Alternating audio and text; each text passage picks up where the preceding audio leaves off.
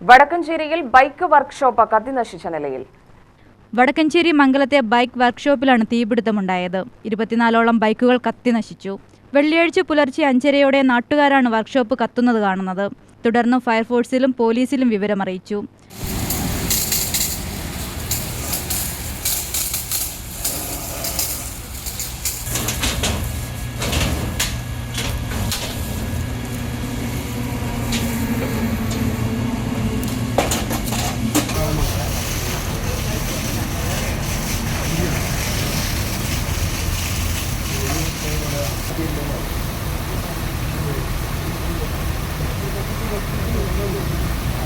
അകത്തും പുറത്തുമായി നിർത്തിയിട്ടിരുന്ന 24ഓളം ബൈക്കുകളാണ്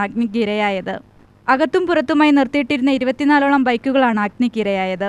പുതുക്കോട് സ്വദേശി മുദസ്സിറിന്റെ ഉടമസ്ഥതയിലുള്ള സ്ഥാപനമാണ്. തീപിടുത്തത്തിന്റെ കാരണം വ്യക്തമല്ല. ഷോർട്ട് സർക്യൂട്ട് ആണോ എന്നും സംശയിക്കുന്നുണ്ട്. UTV news, Palakkad.